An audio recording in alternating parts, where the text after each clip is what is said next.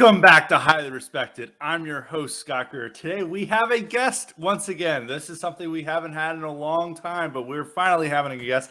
And it's not about a current event. It's about history. Of course, American history. We love talking about American history, mostly on the IQ supplements, but now it's coming to a regular episode. And today I have joining us Irkutyanin. He has not been on the podcast in a while. He was on in 2020 to talk about Woodrow Wilson, and now he's back on to talk about one of the foremost American historians, Alan Taylor. Irk, how are you doing today? Oh, I'm doing great, Scott. I am glad that I'll be able to talk about this because Taylor is, he's probably one of the most assigned standard histories in universities and colleges today. So happy to have to be on and talk about this guy.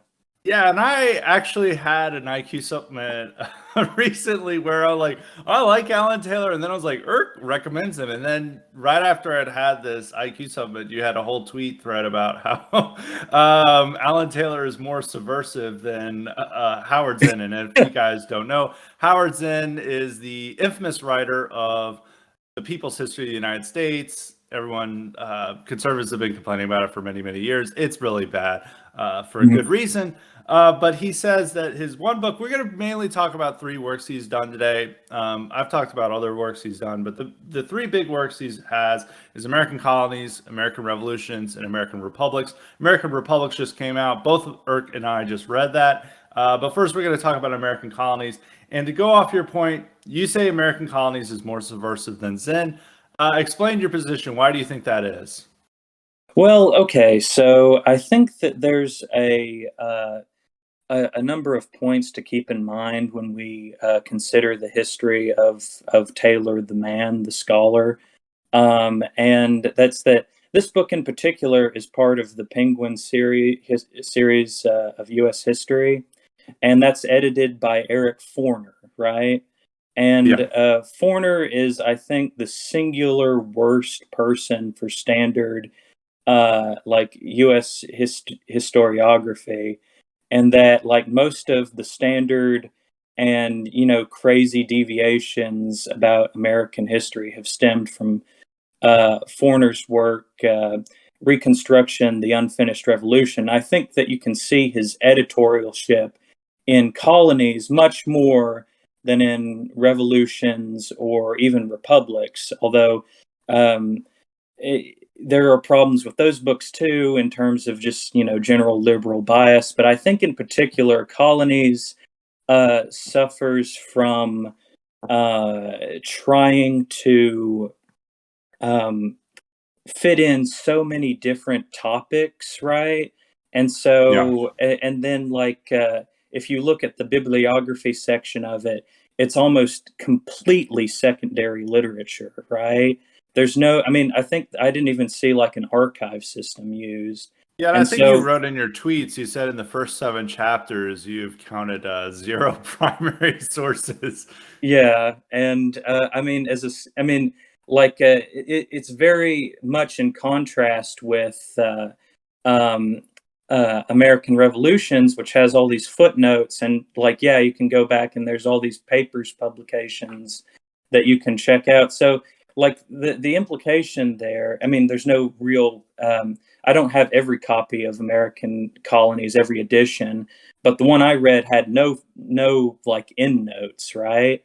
So the implication, I think, is that this is intended for a less sophisticated audience. I would say AP history and intro to American history. And so for a lot of people, this will be the first time they get a dose of quote unquote real history, outside of an American pageant book, right?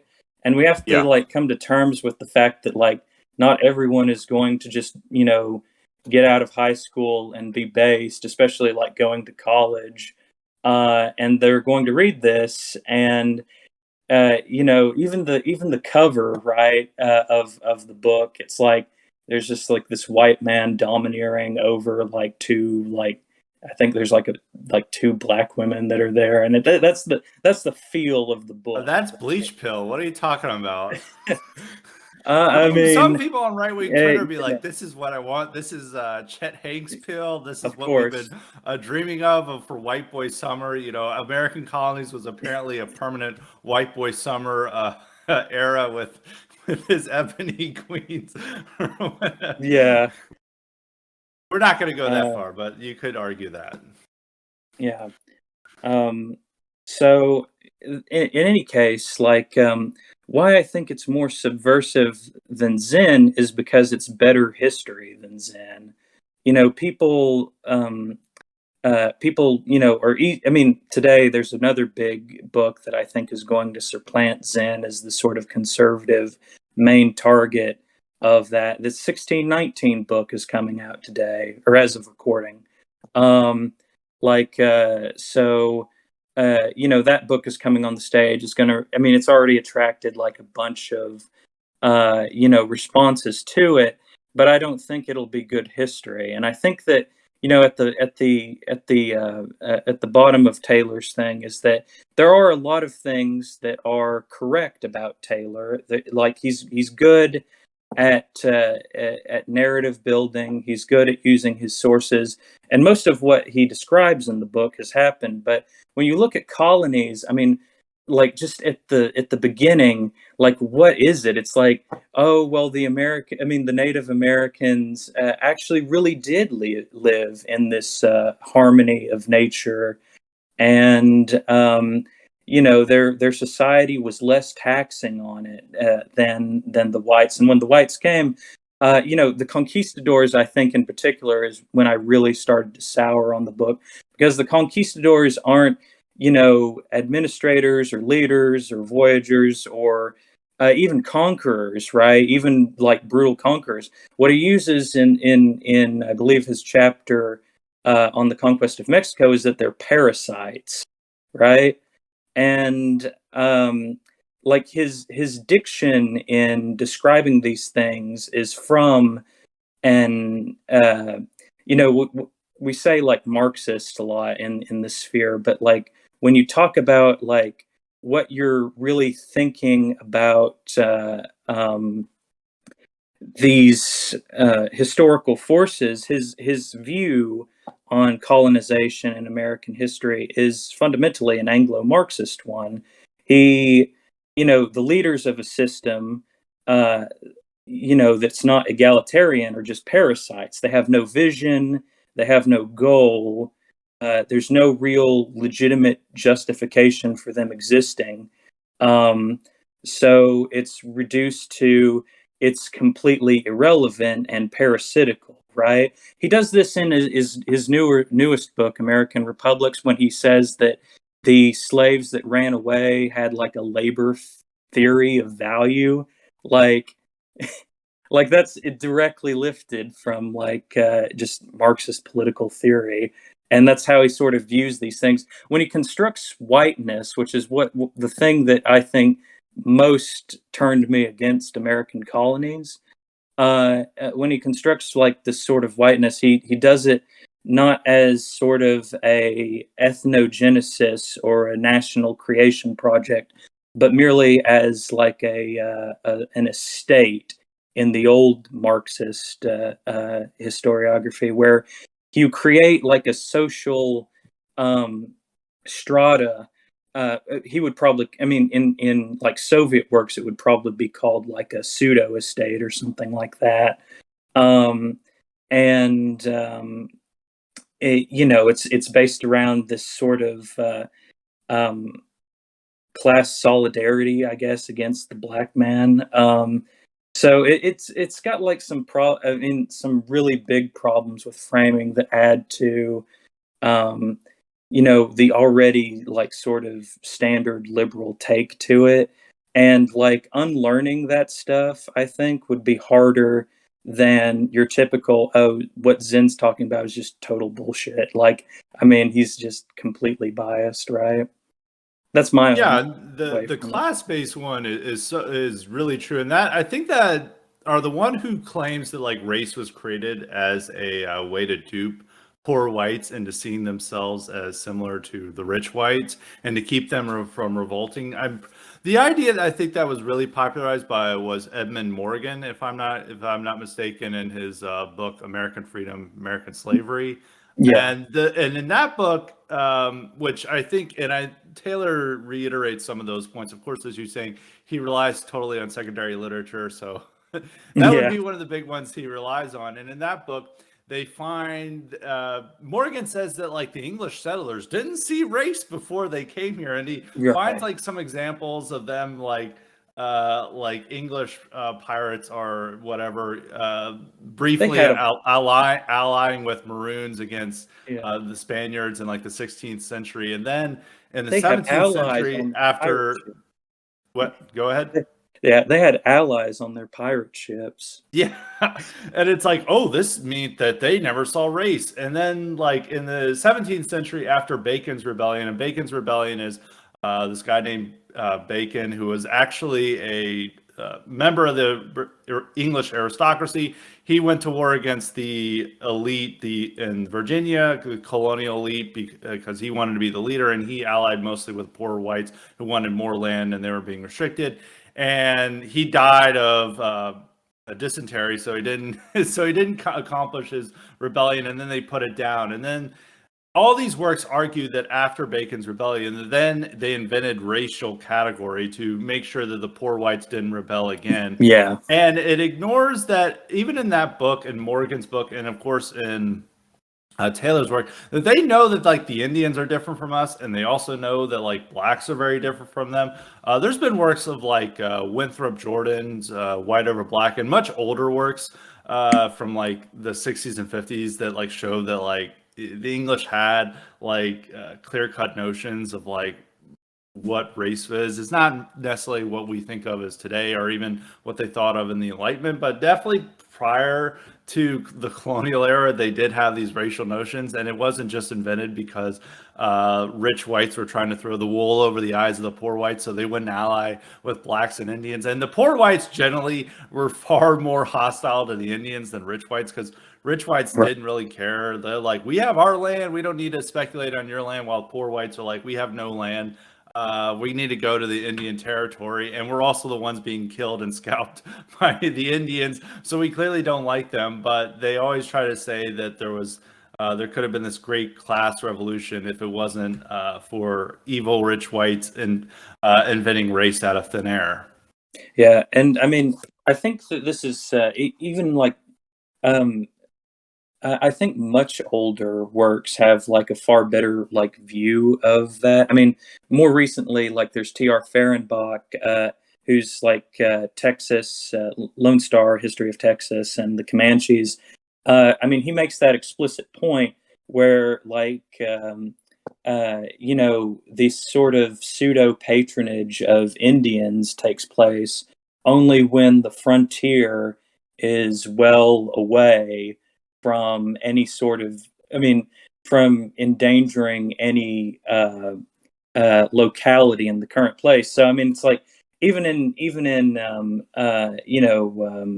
Taylor's work, he admits this. Like, they have to fight King Philip's War in New England, and they have to deport all of these people before like there's any sort of Philo Indian movement in like the Northeast. Fehrenbach makes that point, especially when he's talking about like humanitarians and the Texas frontier with like Comanches and all of that. So, I think in one point in Taylor, I may be mistaken on this because you've read American Colonies much more recently than I have. I think I read it like 5 years ago.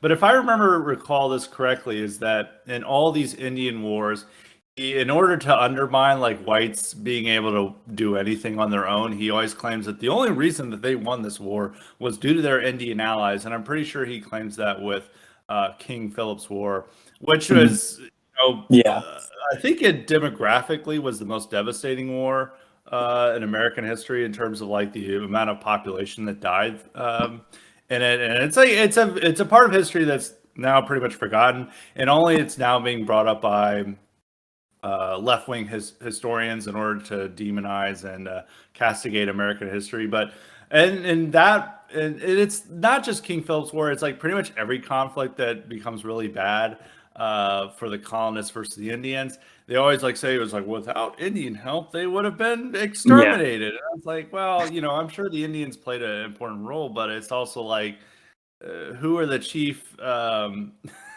Yeah. protagonists in this war? Like, who are the actual ones that fighting? And it's like, who were the ones with the technology? And it's like, I don't know if like always thinking that whites were like, please help us Indians, and then they would stab the Mhm. Indians in the back Yeah. is the Well, history or the narrative he goes through countless times throughout the book.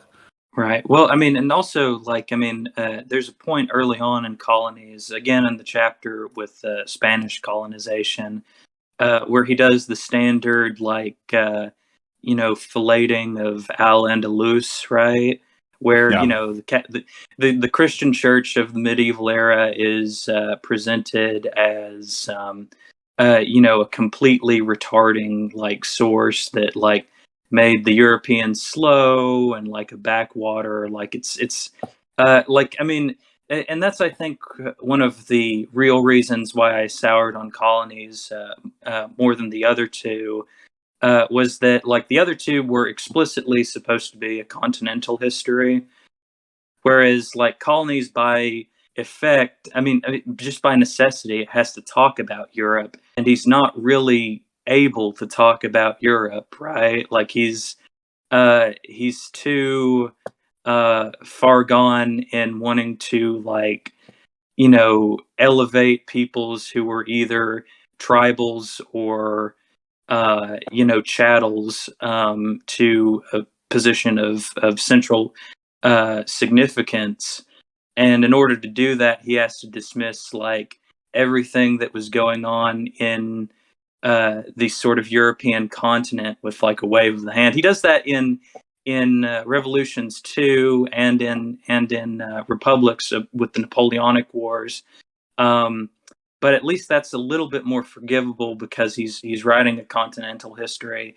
But it's kind of interesting that this is supposed to be a specifically multicultural and global history, and it can't really talk about any sort of global dynamic with the American colonies when it was, the most sort of interconnected a religious war or a revolution or a civil war in England or between European powers is what determines the sort of colonial political fate of these territories.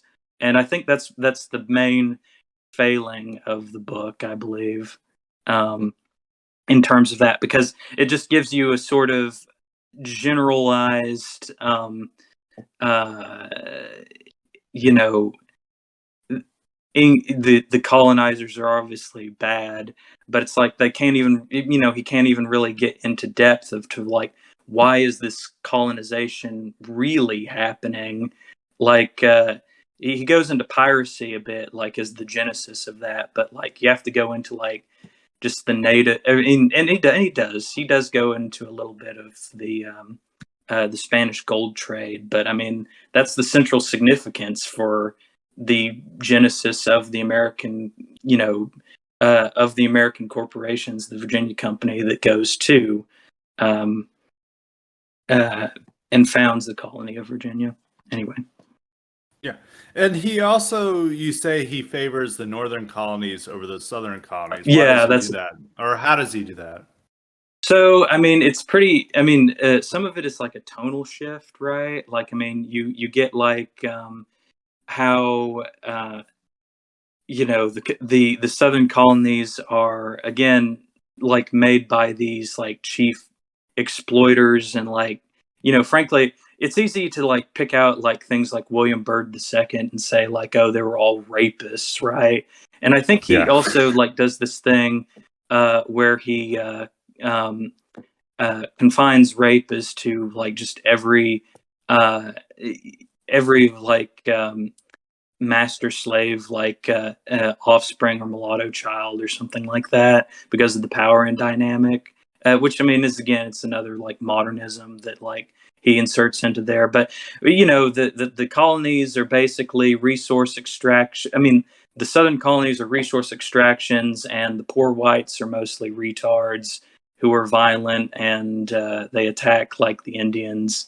Um, uh, Whereas, like, the northern colonies are presented as a more egalitarian religious system based on like fundamental principles. Even though he denotes he discredits the theocracy argument against it, even though he has like his chapter after he introduces the northern colonies is basically an assault on their sort of Protestant like Calvinist morality.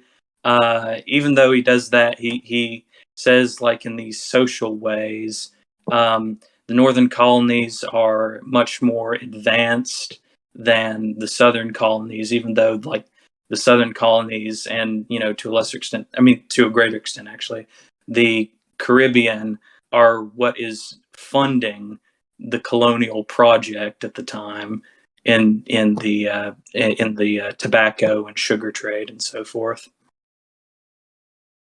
Yeah, and they don't want to acknowledge how the South was the economic engine, or at least Yeah, the producer. no, And they all, yeah, they always do this, and they always compare, like, Virginia, colony is like all violent. They were getting these poor whites there, and they're all like, conflicting with the elites, and the elites aren't wanting to give them land, and it's just like this much more violent and dangerous place where they're much meaner to the Indians, and then the North are little more egalitarian and more orderly. That's usually the history that's given. There is some truth that, like, the New England colonies at a time were a little bit more, had a little bit more order than the southern colonies, just by the nature of who was like moving there and stuff. I mean, if you have a bunch of religious extremely devout Calvinists moving there with their family, that's going to create a different dynamic than a bunch of single men who are not really connected to any church, yeah, moving to like one place. So, I mean, that explains some of the differences. But I mean, this goes into the differences into like the 18th century, when like there wasn't as like clear cut differences at that time. But they yeah, continue on with this because the South is seen as the yeah, great villain of American history, while the Northeast and New England, in spite of their disdain, our historians' disdain for their devout Christianity, they're still the good guys, because they originated the ideas that would come to animate liberal historians many centuries later. So they tend to side with them, and it's the same with these historians. Upholding John Quincy Adams against Andrew Jackson and James K. Polk, which we'll get to in a moment. It's like the great men of New England against these Southern white supremacist yeah. warmongers.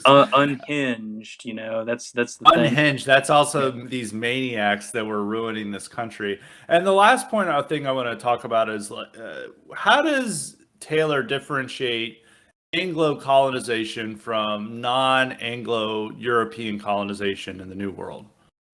Yeah, I mean, he does talk about like the differences in the castas system, um, in Spain, obviously, which allows them to not be racist or not as racist as the Anglos.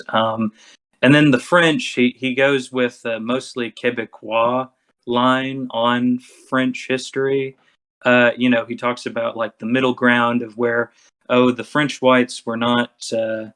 They weren't, dense enough to cause true harm, besides the sort of lasting effects of trading and making the natives dependent on guns and fur trade, right? Yeah. So, I mean, the French get like a more sort of benevolent image, which sort of there is some truth to, like, they preferred the French to the English once the Anglo colonies had been settled a lot more. His Louisiana history isn't that great. He doesn't really have much to say there. He goes through sort of the motions of there was a colony and it was speculative, and the Natchez Indians destroyed it, but destroyed, Fort Rosalie and everything like that. But for the most part, um, I think that the sort of French Canadian view on colonial history is a big one in Taylor's own influences, because the French end up looking better in his narrative than the English, and of course that's kind of what they teach in modern day Canada today. Yeah, and that's been a typical practice for a while, to like always see the French as like the good colonizers as opposed to the Spanish and the English. And there would be a time where the English would have been contrasted positively with the Spanish colonization, but I think that time is done, Yeah, or no longer apparent, because there had been like the English went there to settle and to focus on commerce, while the Spanish went there to conquer and plunder. But now, even in some ways, Spanish are now contrasted positively with the English, because, well, they incorporated the natives within their society while the English excluded them, and that's so evil and racist that they did that. Even though they'll overlook the Spanish New World's intricate racial hierarchy that they yeah, had, and all these other things that were going on with the Spanish. So it is interesting how these things are changing. We'll get to at the end of the podcast, like colonial histories you should read instead. But we're now going to move on to American revolutions, which American colonies, I think, came out in 2001, if I'm not mistaken, 2000 or 2001. And yeah, American revolutions came out, I think, in 2017. It wasn't. It was pretty recent, yeah, 2017 or 2018. I read it, I think, in 2018. And this book, wants to offer a revisionist history of how American Revolution is usually seen as. When we're usually taught American Revolution, is like, well, why did we revolt? It's like for liberty. It's because the British were denying our liberty. And in this book, he really wants to hammer the point that is mainly due to the greedy speculators at the elite of colonial societies, like George Washington, who wanted to grab all this Indian land for profit. And the British, after the French and Indian War, were restricting colonists from encroaching on Indian territory. And they thought that this was a hindrance to their own profits. So they bamboozled the American people into a revolution. And this is bad. And usually, and also one thing to note is that in Taylor, in his books on the American Revolution, and especially his books on the War of 1812, unlike most American historians, he's clearly siding with the British. no, yeah, yeah, Definitely in the War of 1812 books. Like, I think I was reading Internal Enemy, and the whole book, it's like he's turning the British into heroes. What type of American history is this? yeah. But yeah, we'll go. So, what are your thoughts on American Revolution, and do you think he sees as the other true causes of the revolution? He also points out that the Anglo colonists in the 13 colonies were also upset about the British making the Quebecois, the French Canadians, who are obviously Catholic and French, as essentially equals to them. And they're like, well, they're outsiders. They're not like us. And they began feeling that they were also treating the Indians and the Catholics, or French Canadians, as equal to them. And this was not sitting well with them. Yeah. So like there's a bunch of what I kind of call like neo-loyalist bend in modern histories of the American Revolution. And that's actually not necessarily a bad thing of it in of itself.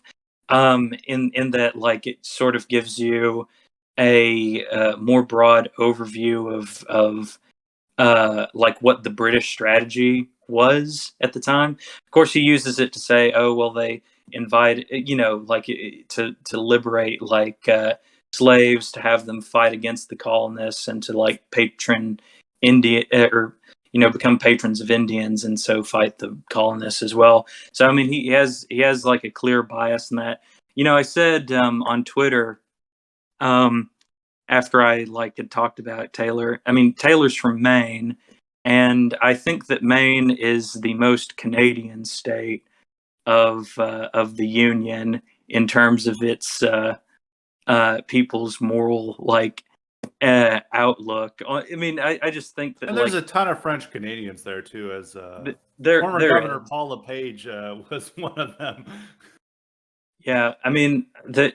So I think that because I've read his 1812 work as well, um, and I think that there's an interesting part where I think Revolutions is the best book of the three. Um, there's also a ton of stuff in the book that I think is more or less like completely borrowed from uh, another history written by Andrew Jackson O'Shaughnessy.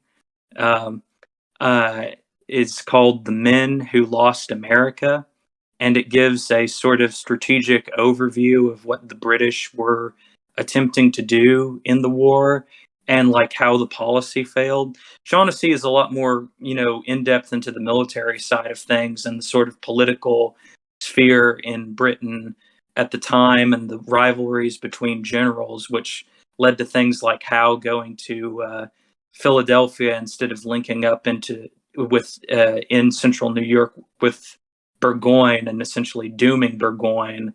And then how later he pressures Burgoyne into testifying against Clinton and for himself as a sort of package to save his reputation. And Clinton is an American loyalist who was again born in Philadelphia.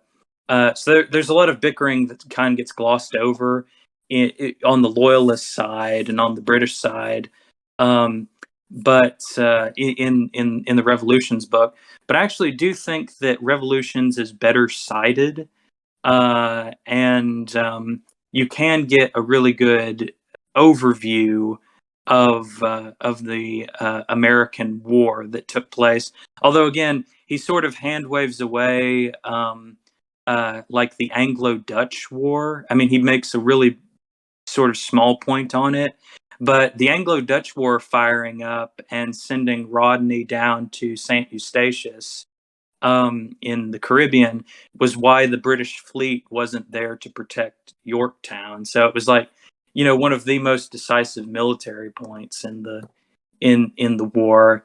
And I don't think he really elucidates on like why did the British want to attack the Dutch? It was because they're mostly selling arms to the Patriots and like so. But I do think that overall Revolutions is probably the best history of his three.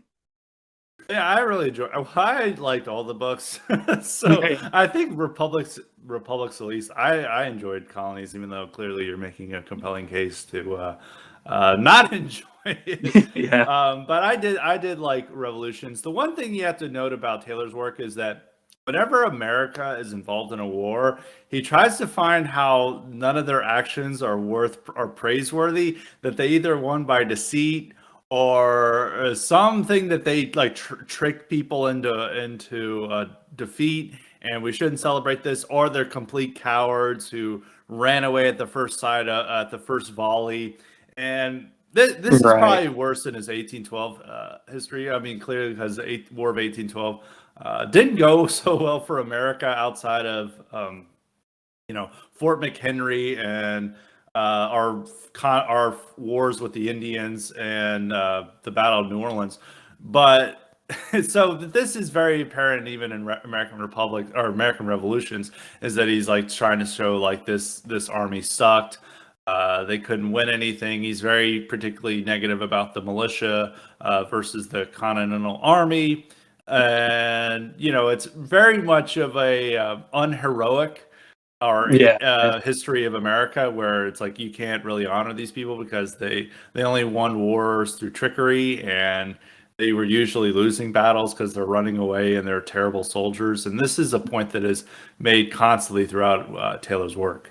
Yeah, and I mean Taylor's not a military historian either. Like, I mean, most of his stuff isn't exactly like in depth, like strategic or tactical, like looks at what is actually going on in the field and what's going on with the forces and what's going on within the internal commands. And I think, in particular, in revolutions, that's why I brought up O'Shaughnessy, is that he doesn't dwell at all on like the failures of like British commanders, like in a significant way or in like a political way, and that's the sort of price he pays for like not paying attention to Europe at all.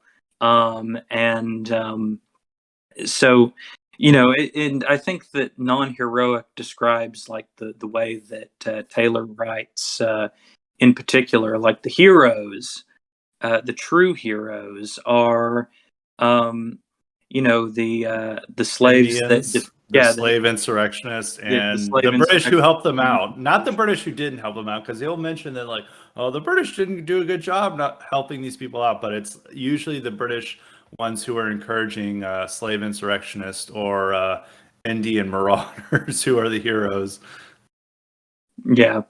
Um, Yeah, I mean, like he devotes like almost. I mean, he wants to overcorrect the image of what he sees as focusing so much on the Patriots, to the point where like they become sort of secondary actors in their own you know historical narrative, which kind of makes me wonder who the narrative is really even for. Then like is it just to like placate the 56% like student body or something like that, like just to where like they can identify with these Indians and slave insurrectionists, like is the forerunners of there? Because I think that is sort of the case with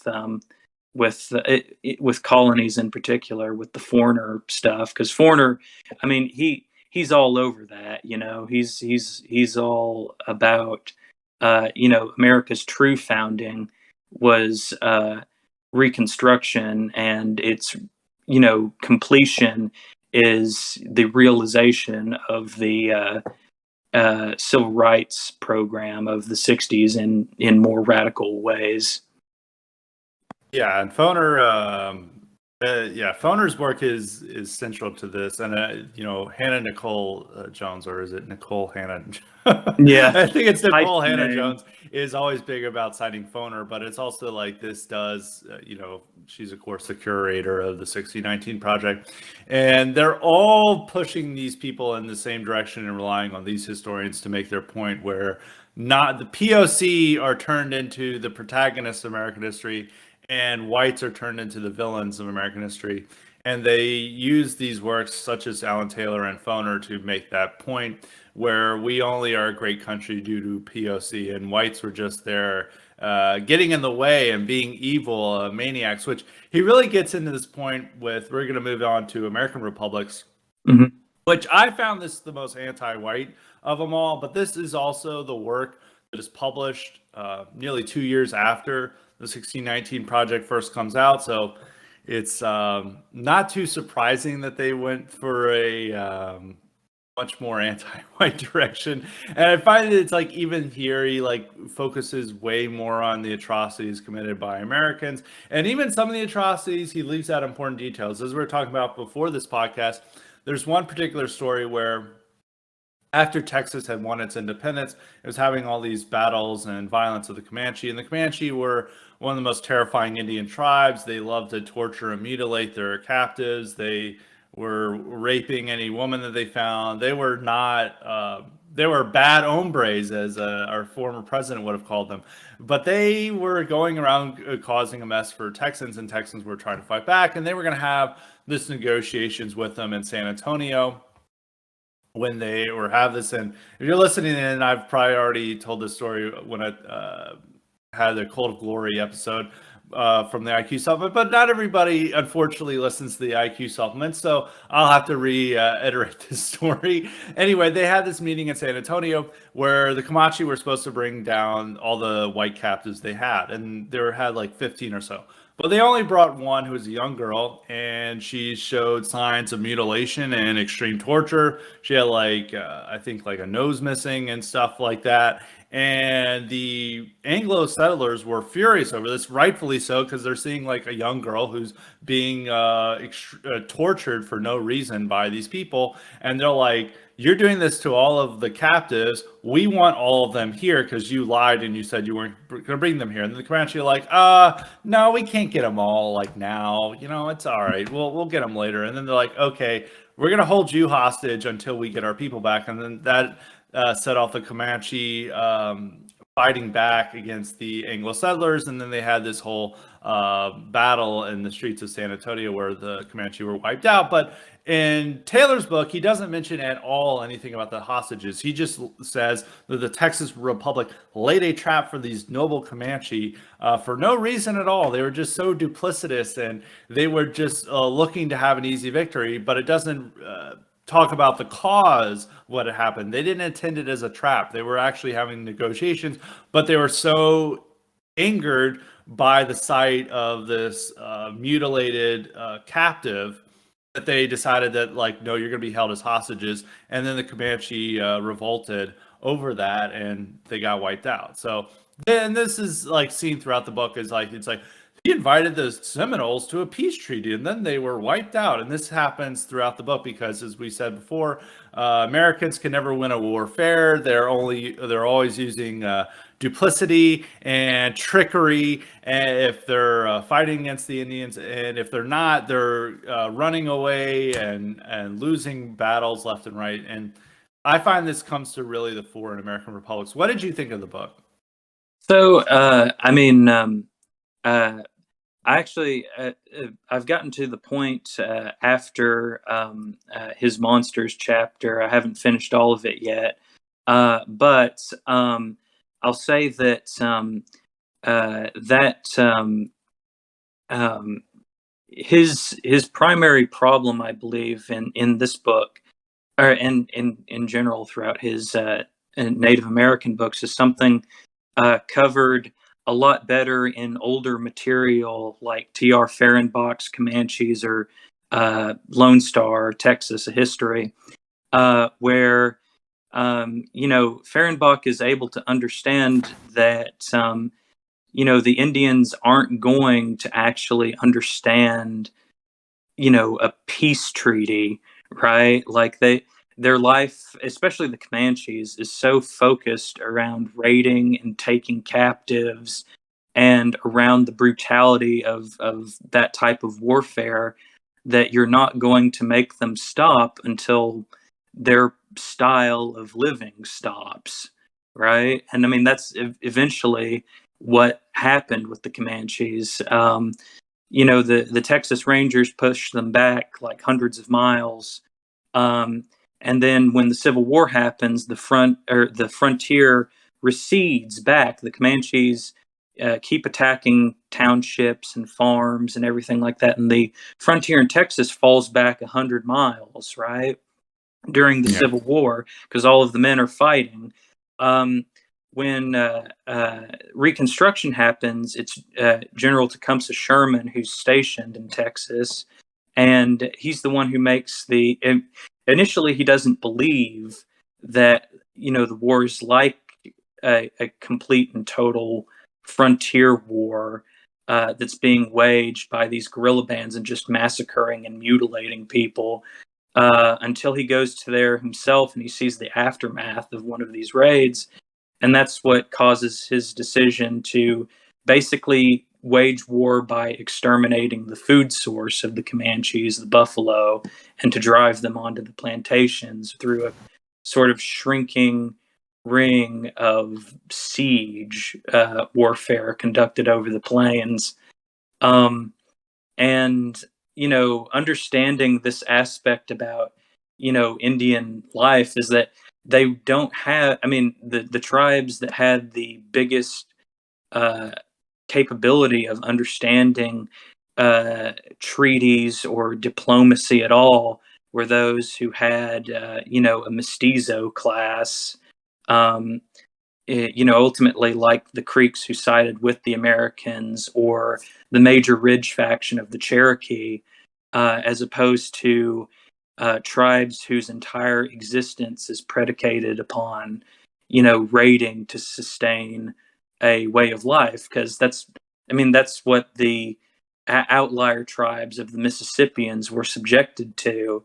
And it's ultimately the origin of people like the Seminoles, who were Creeks who got tired of the sedentary uh, Mississippian-esque like agricultural life of the central Alabama um, uh, river valley, and they moved down to the northern border of Florida, where they could raid a lot better. They could raid at any direction against like multiple different peoples, whether it be the Creeks that they had left, or the Cherokee, or the white settlers on the colony in the Atlantic colony of Georgia, or even the Spanish at times. That's just how their way of life was, and they don't really understand the notion of like a state government, right? Like, or like the notion of the institution of state.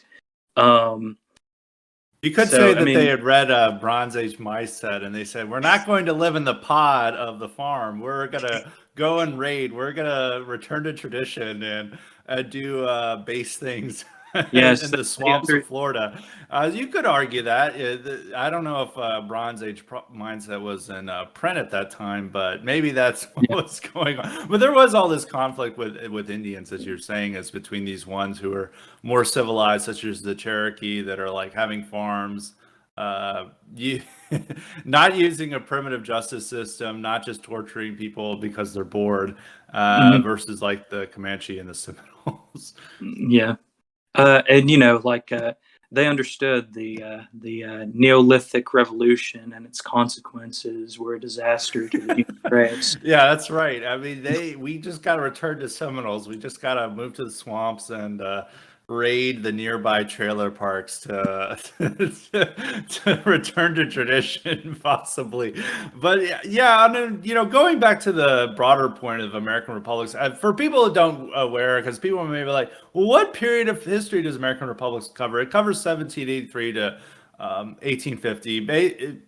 Essentially American Revolution to the prelude to the Civil War, and it covers a lot of covers the War of 1812 a bit. It covers mostly Mexican American War, a lot of what Andrew Jackson is doing, and the book makes American society out to be insanely violent, like it was just one long like riotous mob just going around getting drunk and like causing chaos in their towns, or are dueling. And this is like American society is predicted as extremely violent and lawless, which in some cases is true at that time. I mean, we didn't really have much in the way of law enforcement.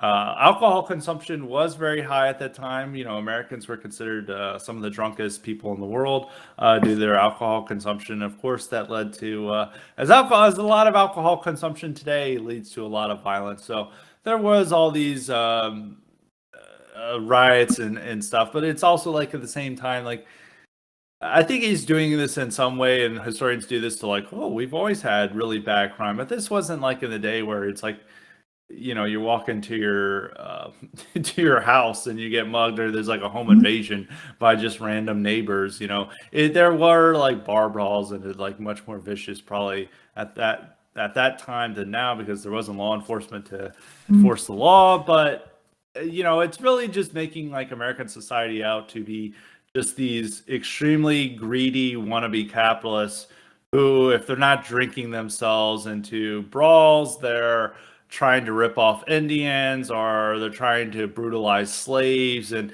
this is like American society in the early 19th century. Yeah. Um, yeah, I will say, I mean, we've been pretty harsh on Taylor here. There's one thing I do really like about the book, which I think um, might be completely unintentional, because he's actually trying to go for like a different angle than the one that I'm coming from. But he does do a pretty good job at iterating like America as like an anti-Hispanic project, right? Like, I mean, Yeah. he unlike like traditional histories, like from people of colonial America, from people of his political persuasion, um, he does and geographic origin. He devotes a lot of time in the earliest part of his book and a little bit later of describing uh, the old Southwest and how we basically were able to completely take it away from Spain and later, go on into Texas. And I think that, in traditional histories, we sort of or the histories that have kind of become standard over time is that we've lost this sort of bend of, well, yeah, it actually was a anti-Hispanic project, and they did take advantage of Spain during the Napoleonic era because Spain had basically imploded, and the Spanish implosion is probably the biggest geopolitical event in the American continent. Continents that has taken place there. So I do commend him on that. But I mean, I think he's doing it predominantly, again, to set up this sort of conflict between modern day Latinos and Americans. I think that's the case too. Some right wingers are not going to be happy with thinking that America is an anti-Hispanic project because Yeah, they're anytime Hispanic. I say anything about Spanish colonialism, they're like, "Oh, it was so much more based than Anglo colonialism." It's like Spanish colonialism. It's like epic church, and then Anglo colonialism. It's like transgender kids, and you're Yeah, like, "Wait a minute, what?" It's like I don't think. yeah, I don't know necessarily if that's like really the case that like the Puritans were coming over here with transgender kids or yeah. whatever, but they always like suggest that it's like Anglo colonialism, drag queen story hour, Spanish colonialism, like epic church, and that's always what they use to say it. But I think it overlooks the much more negative aspects of Spanish colonialism that I've talked about in past podcasts. Uh, but it's something interesting. One thing that is also portrayed in this book is Andrew Jackson and James K. Polk are depicted as total maniacs Yeah. in the work, and is particularly with Jackson. Jackson, if you're reading this from like our perspective, you'd almost think that like every action he does is like Giga Chad. It's like, don't you want us to surrender? It's like there is no surrender, and you're just imagining like Giga Chad like image Yeah. for every action he's doing, and then they're like even threatening Indian tribes. It's like, if you don't surrender or give us territory, we're gonna unleash Andrew Jackson on you.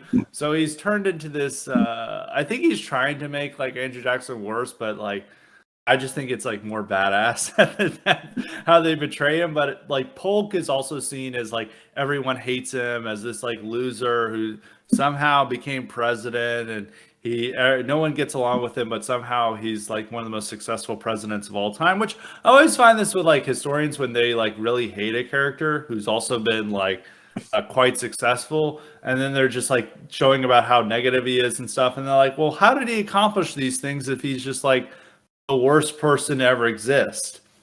But like here you get that with James K. Polk, and to an extent with Jackson. I guess he admits to Jackson having military prowess, but once again he's trying to say that he's a war criminal who's just like killing people left and right, and not taking any prisoners. Yeah, the reason I would what I've read, like why I would rate republics higher than colonies, is because it's so easy to just turn around the I mean, if you just read like his narrative on Jackson, I think it's really easy for you to just turn around everything he says. I mean, like if you look at that, like the character that he's built up here, he's still, I mean, he tries to do a couple of like cheap shots, like saying his injuries like made him slobber everywhere or whatever. Yeah. But like, I mean, for the most part, there's still something, um, heroic in the way he's written Jackson, because he's just inverted the traditional like sort. I mean, the better narratives of Jackson, and have tried to find like the parts that stick out, but he can't really do it all, right? Like if you look at So it like, just turns Jackson into Giga Chad, but it's like the yeah, true Giga Chad because there's like an element of cruelty and lack of morality to the Giga Chad as a meme. That's what makes it funny. But that's now done with Andrew Jackson in this work, and that makes it just like. But it's like to me, I'm like anytime like Jackson enters the book, I'm like he's about to do something epic, and of course he does, even though the author is soy jack as like concerned soy jack over this, but that's like the whole book. Like I could just like take like paragraphs of the book and just like have it like like quotes with like Alan Taylor betrayed a soy jack, and then on the other side we can like make it Andrew Jackson Giga Chad, which is yeah, this is how like highbrow this podcast is like I'm trying to make American history into the soy jack versus Giga Chad dynamic dialectic. That's how highbrow, highly respected is, and how much we're raising your IQ by this. This is how American history should be written. It's like you just like have one chapter and it's like the people complaining, and it's just like a picture of soy jack, and then like the cool stuff is Giga Chad. And I think that could really convince people to our side. yeah. I mean, this is why we need the IQ supplements That's to create 100% true. these. I couldn't have said it better, Irk. But so this is American Republics I found is like the weaker book of the three, just because it's like, but none of these books are bad. Like I think there's a lot of great information in all these books.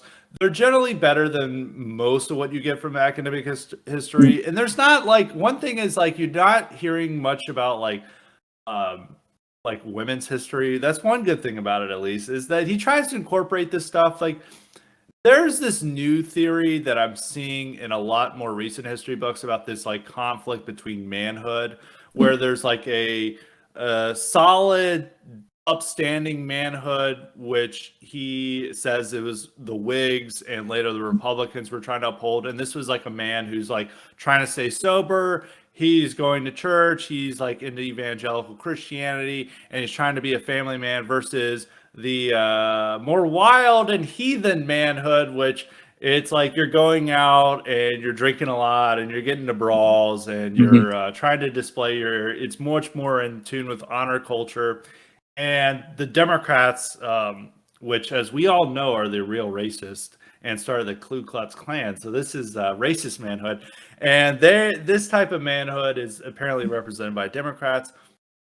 And these is like this conflict between manhood and antebellum American history, which I'm starting to see in like many more history books. Like I read a recent book on the Mexican American War, which was obsessed with this concept. And I think I've read it about another history book. And this wasn't a part of American Revolutions. So I do find it interesting that now that like this concept of like masculinity and manhood, which I don't know if was like fully apparent like at the actual time, is now what historians are really honing in on and focus on. And it is like true that these are like aspects of American society, is that you did have like on this one hand like men who are like strong devout evangelical Christians who are promoting the temperance movement and are trying to transform American society into a much more moral framework. And then you have the other Americans who are getting wasted and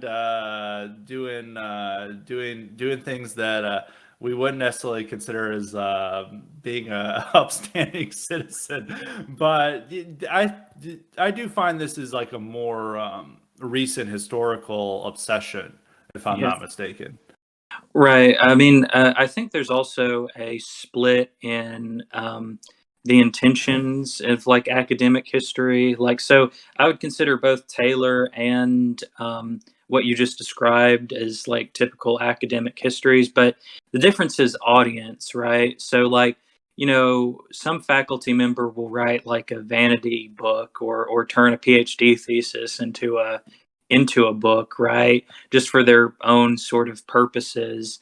And it's sort of written to the PhD review board or colleagues within the department or colleagues in another department they're trying to get into, right? So they make it about these extremely niche topics that, frankly, are completely, if they're not completely ahistorical, they were like a minuscule part of the actual goings on or happenings of the time, or people didn't, really think about it that much. Yeah. So, that's, I think, the biggest trend in histories that come from universities. Taylor is different because Taylor is trying to write for essentially the high school and undergrad market, right? I mean, And New yeah, York Times readers and yeah, New stuff like York that. Times Yeah. readers, like people who read books on like their spare time, who don't get like obsessively into like the details of historiography or debates within it, right? So I think Yeah. that's the reason why Taylor's books are, on one hand, I think that they're very good pieces of information. It's sort of like, um, it, it it's a summation of quite a lot of the information on every page, and then there's usually like 2 or 3 lines in the page that are like Taylor's personal like opinion or take on it, or like how he frames the action that happens. But besides that, the information is good. um Although I will say, like, I still think that because of the Penguin history books, I do think American Colonies is the most Wikipedia of the lot, because it doesn't it doesn't do it doesn't do really good footnote. I mean, it doesn't do any footnotes in the one I have, and its sources are all new and all secondary, as opposed to both other books, which at least have a good mix of like primary documents and sources, as opposed to the already existing academic takes on these sources. Um, Yeah. so I do think that that's the difference that separates Taylor, and that's why I would assign, if I had a class, I would assign these two books, and probably try to, I would probably ridicule the most of the Republics. I would be able to like talk against most of its points fairly easily. Whereas Colonies, I think that uh, we'll have. It's a lot harder to describe, what is actually happening in the sort of ethnogenesis of the American people, because not a lot of it's there. Interestingly, despite all of his stuff despite only citing secondary sources, I didn't see David Hackett Fisher in the back. And that is interesting, as is some of the listeners may know. David Hackett Fisher is famous for writing Albion Seed, which is a credible historical work I've recommended in the past. Does give you, it really emphasizes that we are a Anglo nation. It stands up for the Anglos and says that without the Anglo settlers, we would not be the country we are today. And it does counteract this like idea that we were just like America was invented in a Enlightenment vacuum where we just decided suddenly we liked liberty and individualism, which some historians seem to really uphold. And speaking of that matter, there's another historian, which you can also talk about with David Hackett Fisher, but there's another historian I want to add into here is Gordon Wood, who is he doesn't necessarily go to that far of like conservative ink mythology on America, but he's usually the source for it. He's one of the most acclaimed historians. He's won the Pulitzer Prize, I think, multiple times, and Bancroft. And he's a huge critic of Alan Taylor. The New York Times always gets him. I think it's either the New York Times or Wall Street Journal always gets him to review Alan Taylor's recent books. And he always goes through it and he's like, these are just so negative. They're too pessimistic. Where's the positive vision of America? And Gordon Wood is really into this idea that America is just a grand idea. And he's Yeah. really loving this idea. It's the reason why like a lot of conservatives like him, like Newt Gingrich has praised him as one of the greatest historians. And he's also a big critic of the 1619 Project. Was one of the leaders in the fight against and saying that they have all these facts wrong. So how do you think Taylor compares to both Wood and David Hackett Fisher?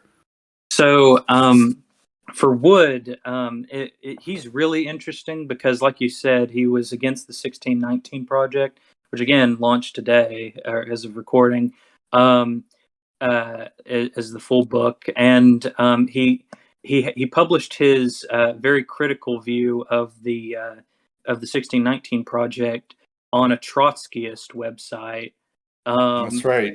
yeah, it was Fourth International Socialist website, and he did that with there's a really big tension between um, this is kind of what I say, the tension inside of American academia's highest spheres. So the older guys are mostly editors or authors in the Oxford History of the United States, right? Which is a Yeah. multi-volume series that Wood has written for. Middlecoff, he did a book on the American Revolution that's quite good, but it's also, old, sort of not quite conic style of writing. So whereas Taylor wrote for the Penguin History under Forner's editorship, and it's this sort of faction that has been ascendant in writing American history in the past decade. So there's a lot of that stuff that comes out of that particular sphere of Forner, Taylor, Gordon Reed, the Hemmings of Monticello, and so forth. That's the sort of like new scholarship, whereas Gordon is sort of the older, um, um, you know, Mid boomer 20th and century, you would say, and mid Wood, I 20th. think is it. I think Wood is in his 80s, if I'm not mistaken. He has to be in his 80s because his like first big book came out in the 60s. So Yeah, he's so yeah, these guys are much older. They're around the turn of the century. They were influenced by the consensus historians of the 50s, and the consensus historians are like, oh, Americans always just came together in agreement and we moved along happily ever after because and consensus historians were trying to make a more pro or a civic you could say it's like a civic yeah, nationalism yeah, history for the Cold War era, and this still influences them even though they were not totally consensus historians. While like Alan Taylor and these people are boomers or even younger, so there is like an age gap, and David Hackett Fisher is also in his 80s as well. yeah, Even though he's a bit better. I mean, I think he's better than Wood because yeah, Wood is too much on fawning over how awesome like the American ideas were, and they just like invented them out of thin air. I think, and it's like Wood's hit writing is definitely stuff that is going to get like George Will and others excited, yeah. much more so than Alan Taylor. So, Um, I, I um, I wanted to yeah, make go ahead. a brief point about David Hackett Fisher, right? Yeah. Was that in addition to being like I think the best historian of those three that we've mentioned, he offers really a current history, or like any historians on our side. Uh, he offers a sort of rubric on like how to write um, against the style, or at least like to separate the style uh, of of Taylor, because like I said, Taylor doesn't spend a lot of time talking or even acknowledging that like an ethnogenesis was taking place in the American colonies, and that the sort of sub-ethnic groups of Great Britain and Ireland in the 17th and 18th century were dissolving into something new. Although it differed in colonial environments, that it was fundamentally making something new. And I think that if we write, future history, we'll have to talk about, um, Anglo Celts, which is a term that's been used in Fehrenbach. Teddy Roosevelt used it in his own histories. We have to talk about like this making of an English speaking, common law practicing Protestant community that got made by the colonial experience, and like what that means, right? And like how did it get made, and what are its component parts? Um, to write like an actually national history of the American people, right? The what I would call the American nation, right? Yeah. That was formed in the colonial era. Yeah, and on that note, I wanted to conclude with two tweets you had and have you explain them, and then offer better books that you should read on the colonial era. So let me pull up these tweets that you had that go on the Anglo-Celt narrative that you were just discussing. Yeah. The first tweet says, I think there definitely needs to be better efforts about response and national histories about Anglo-Celts as a people in America, and even if you dislike one or both of the composite ethnic labels. And the second tweet is, the end result of not nationalizing and historicizing the founding stock at this juncture is manifested in contrarianism of quote unquote white American rightists attaching themselves to MSNBC Eurofederalism, while an entire new generation of even more pathetic Foxcons is constructed.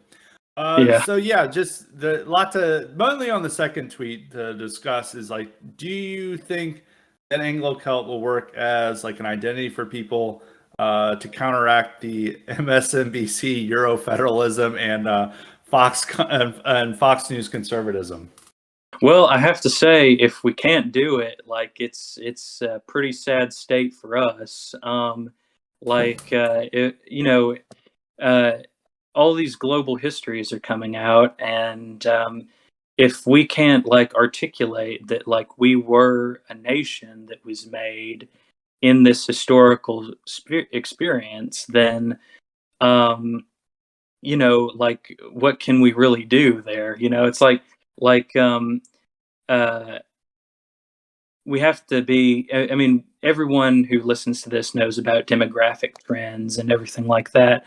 Uh, and why I posit Anglo Celt in particular is because it's been used throughout American history, and I think that Anglo Saxon, right, has been sort of I mean, it's been more associated with like British terms and unfortunately New England's like elite because of like scholarship on the wasps in the mid-century. Um, and I think that people associate that too much with England and a particular bend in like Victorian era um, scholarship on British history as history turned away from like Macaulay and that sort of thing, like the continuation of Whig history and the sort of connection between the English and the German peoples, which is real, of course, but we have to consider also that Britain might not be around in like 60 years, like that Yeah. like its composite components are breaking apart based off of their own like sort of revived national histories. I mean, you see this in the Scots, and you see this now in the Welsh.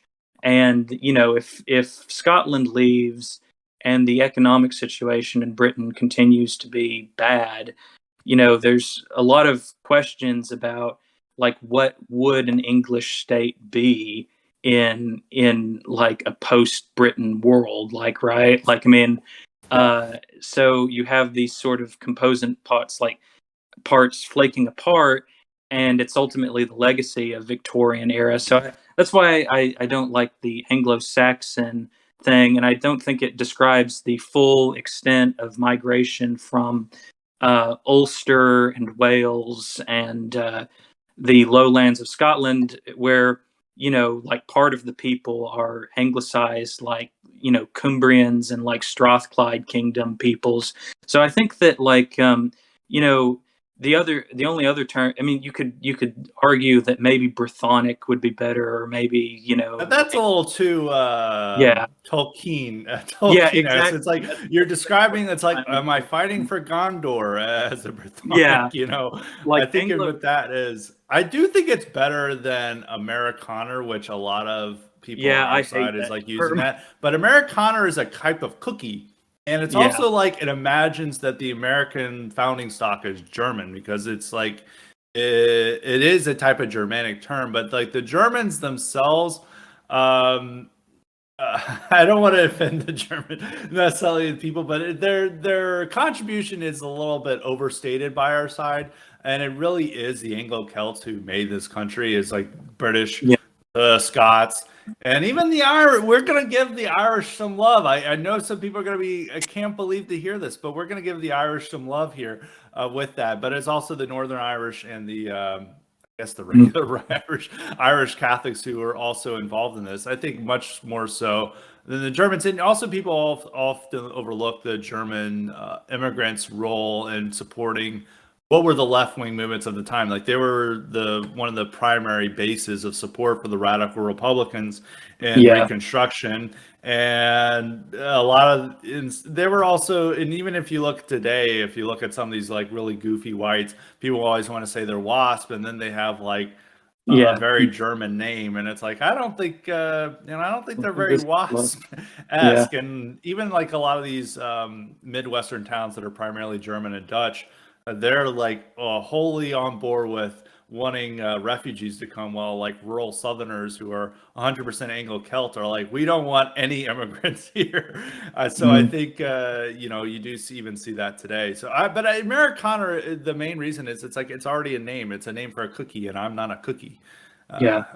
Like I did want to make a point there, like about, so also, you see this in Taylor and everything else like that, but like there's sort of a legitimization of like the 17th century, 18th century, like Volksdeutsche, right? Like where Yeah. it doesn't actually exist yet. Like Germany's not there. It's like the Reich, and like all these people who are coming in as like um the sort of people who couldn't make it in like a city state on the Rhine, right? Like Yeah, and a the lot of them were people. also religious Yeah, dissidents, and then after 1848, they were yeah, political dissidents. revolutionary. Yeah, but like I mean, it's to say that these people didn't have a strong sense of Germanic identity or like Germanic nature. Like they were, people who came in, uh, at a time where there was really no Germany, and it was sort of a moment of, you know, after the 30 Years' War, just sort of a political coming apart of like the old Reich and like the first one. Um, and so, you can't really make there's a unilateral nature of being like, well, the Dutch are, they're everyone in that community, and like the Holland and the Germans are everyone who came to America, right? But like, it's like, no, it's more complicated than that. Um, I think that like when you look at like the Anglo Celts too, why I like the term like Anglo Celt is that in the Celt part of it, the Covenanters of uh, what used to be the Highland or Dalriada or the Highlands of Scotland, and in Ulster, the people we consider Irish, there hadn't been a united Irish movement yet. And when they came to America, there was no Roman Catholic Church in the back country of Pennsylvania. A lot of them just became, Presbyterians because that was a way to survive in the back country. I mean, it was a fundamental part of creating that people, right? It's a point that I don't see really talked about that much because in the Irish side of things, they want, the Protestants want to be seen as unilaterally Brythonic, and the Irish want to be seen as unilaterally Irish and Catholic. Yeah. But that wasn't really the case in the 17th century or in the 18th century. Like you still had a lot of plurality because Ireland had just been conquered, and the people who came over to America, didn't have time to stay in Ireland or the Highlands of Scotland to formulate a new identity that currently exists in those countries. They came over here and they became Americans, right? I think that's fundamental to it. That's 100% true, and it's also like why a lot of the Anglo-Celts, when they ask for their ethnicity on the They don't. census, they say Yeah, American, yeah, which is exactly. based. I knew people used to make fun of them, but it's actually like true. It's like that's your ethnicity. You're American, and you're not like saying like, oh, I'm German because like that's the only ethnic part I can remember. They don't imagine their like English ancestry or whatever makes their ethnicity. So I know you got to run. So I think the way to conclude is, what are the books you recommend instead of American Colonies to give people a really good picture of the colonial era? So we've said one of them. I think that David Hackett Fisher is a must read. I mean, I'm sure people have Oh read him yeah, absolutely. before. Um, I would say that I've posted even today. I've posted some stuff about like the American Revolution. You should check out. Like, there's uh, the um, the Stedman history of the war, but like in the colonial era itself, I think particularly useful are actually uh, state histories. Like, I posted one about the bicentennial history of Louisiana, which has 2 volumes on the colonial period, but it talks a lot about the sort of it's a lot better on the old southwestern part, and like the American role in and the Anglo-Celt role in taking back all of these areas, or like taking all these areas from the Atlantic coast, and like why they outperformed the Spanish and French, and how that eventually played out. I think those are really good. And I think that the old LSU History of the South series has won the American colonies of the South, in the colonies in the 17th century, which talks a lot about how the colonies were founded as venture companies that were meant to disrupt like Spanish trade, and then how the plantation system got started as a way to sort of create revenues after it became increasingly difficult to and not as profitable to raid Spanish trade lines, and like, so how the plantation economy really got started, and why it was started for geopolitical reasons as opposed to like personal greed on the part of like an entire people, right? So I think that Yeah. one's very important. American colon or Southern colonies in the 17th century. And there's other like larger works that from earlier historians like Osgood, Andrews, and Gibson, which go into further depth.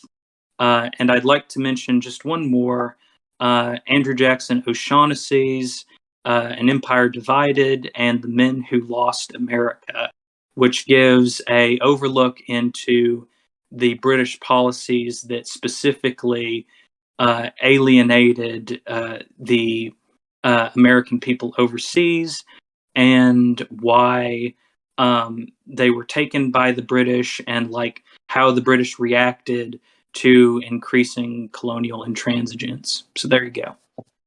All right, that gives you a lot of reading and may hold you over for an entire year, depending on how much of a reader you are. But hopefully, you get to those books. And as I can recommend, I think the first one you really need to read that is easily available at your library or at your nearest bookstore is David Hackett Fisher's "I'll Be on Seat." If you have not read it, you need to read it. It is very good, even though it's like 900 pages. It's a fascinating read. It's one of the best American history books that's been published in a long time. So, with that in mind, I want to thank Irkutyanin for coming on the podcast. And Irk, shout out where people can follow you.